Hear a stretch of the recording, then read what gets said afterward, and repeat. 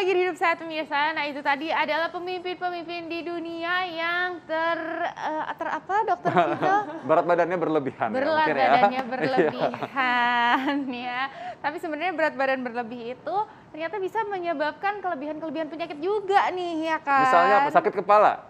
Oh enggak, sakit kepala. kepala karena mikir gimana caranya supaya bisa turun berat badannya nih. Iya, gimana? Aku timbangannya ke kanan terus, aduh sakit kepala gitu. Nah, udah akhirnya belilah obat warung gitu sekarang ya. Karena Iya. beli obat warung untuk meredakan sakit kepala tadi itu. Betul, Nah, itu dia. betul. Dokter, ini ada ternyata sakit kepala yang kan beda-beda tuh kan. Tahu kan kalau sakit kepala yang di depan itu sakit kepala karena banyakan mikir. Betul. Kalau di belakang banyakan tidur kali ya. Kalau Jadi, di kanan itu ngeliat tagihan listrik, di kiri lihat tagihan air. Aduh, pusing, aduh. sakit kepala semua ya. Oke, tapi yang sebenarnya ya, ada jenis-jenis sakit kepala berdasarkan letaknya. Ini dia.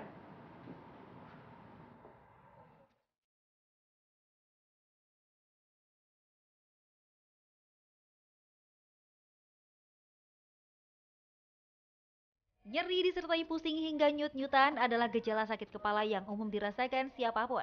Sakit kepala pun ada beberapa jenis yang disebabkan oleh faktor berbeda dengan penanganan yang berbeda pula.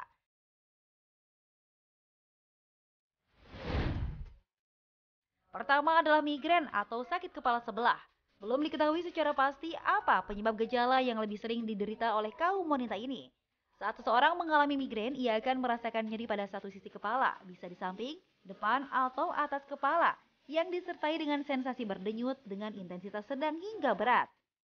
Berbaring sejenak di tempat yang sunyi dan gelap atau minum segelas air hangat adalah terapi yang cukup membantu mengatasi migrain.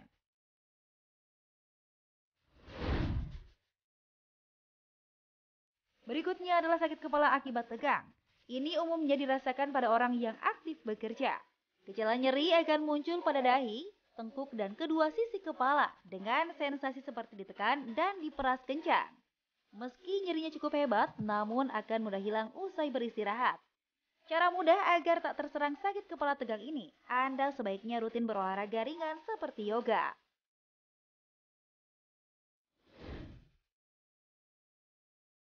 Jenis ketiga adalah sakit kepala klaster.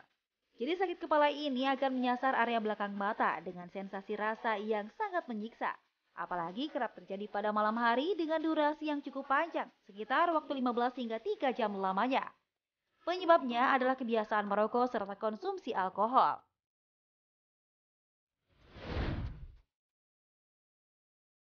Ada pula sakit kepala sinus yang letaknya terjadi pada area sekitar mata, pipi, hidung, dan dahi atau bagian gigi atas yang diakibatkan adanya peradangan pada sinus akibat alergi atau infeksi.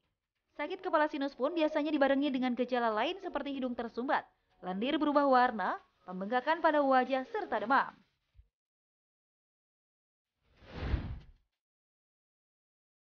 Terakhir adalah sakit kepala gabungan, yaitu migrain, sakit kepala sinus, sakit kepala tegang dengan intensitas nyeri yang sedang hingga berat. Orang yang mengalami sakit gejala gabungan ini akan lebih sensitif terhadap cahaya juga suara yang membuatnya mual dan juga muntah.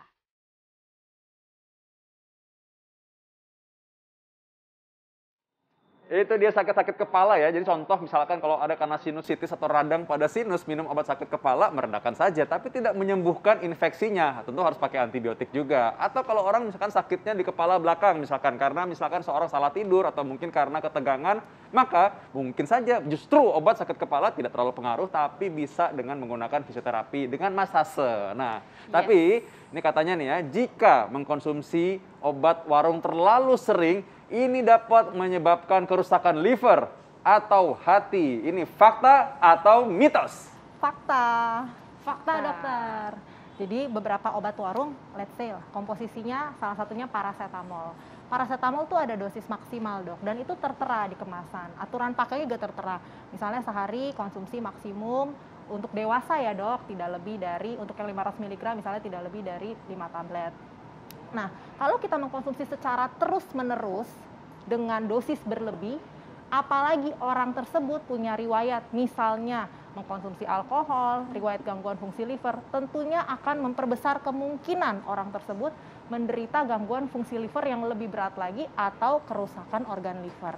Jadi fakta, kalau mengkonsumsi obat warung atau obat bebas secara tidak bijak, terus-menerus, dosisnya juga tidak sesuai dengan aturan pakai, resikonya salah satunya adalah tadi kerusakan fungsi organ yang sebenarnya bukan hanya liver, tetapi juga organ lain termasuk ginjal. Dok, mungkin bisa dijabarkan lagi nih ke masyarakat nih pemirsa di rumah. Sebenarnya risiko-risiko apa sih yang bisa terjadi apabila nih kita mengkonsumsi obat warung itu tidak sesuai dengan aturan pakai gitu?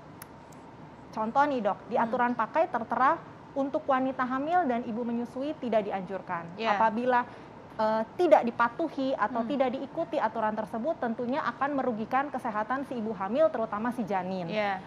Lalu misalnya aturan pakainya tidak diikuti, seperti tadi aturan pakai sudah jelas berapa kali sehari, dosisnya untuk anak-anak seperti apa, tidak diikuti, apalagi diterusin nih secara terus-menerus jangka panjang dengan dosis yang tidak sesuai aturan pakai. Bukan saja efek samping yang timbul, bisa jadi penyakit yang memang mau diobati itu tidak terobati. Gejalanya mungkin hilang, tapi seperti yang tadi dokter bilang, penyakit utamanya yang menjadi sumber atau penyebab dari keluhan tersebut itu tidak terobati dan tidak teratasi dan tersamar, jadinya nanti malah menjadi semakin buruk kondisinya. Yes, kalau betul. semakin cepat diatasi, semakin cepat diketahui, tentunya prognosa atau kemungkinan sembuh akan jauh lebih cepat. Oke, baik. Nah, terakhir nih dokter, mungkin tips nih untuk para pemirsa di rumah supaya kita bisa mengkonsumsi obat warung nih ya, kita dapetin manfaatnya tapi kita nggak ketagihan atau kita nggak mendapatkan efek sampingnya. Silakan dokter. Pertama, pilih obat warung yang memang sudah jelas merek dagangnya dan Yes. ber-BP POM. Yes. Lalu lihat expired date-nya. Jangan sampai minum obat warung atau obat bebas terbatas yang nggak kelihatan tanggal expired date-nya. Jadi main diminum aja tahu-taunya udah expired. Ya. Ketiga, yang terpenting dari yang tadi kita sebutkan, baca aturan pakai. Betul. Apa yang boleh dan apa yang tidak boleh. Siapa yang boleh mengkonsumsi dan siapa yang tidak boleh itu harus benar-benar dipatuhi. Ya. Setelah 2 hari tidak membaik, stop. Konsultasi ke dokter yang ada di fasilitas kesehatan. Nah itu dia, pokoknya jangan mengobati diri sendiri ya, jangan main dokter sendiri pokoknya, karena itu sekarang konsultasikan pada yang ahli saja. Betul sekali. Nah, dan juga jangan lupa selalu update informasi kesehatan Anda hanya di Hidup Sehat tiap hari Senin sampai Jumat jam 9 pagi sampai jam 10 pagi hanya di TV One. Saya Dr. Renita Arlin. Saya Dr. Fito Damai, Indonesia, hidup sehat. Bye-bye.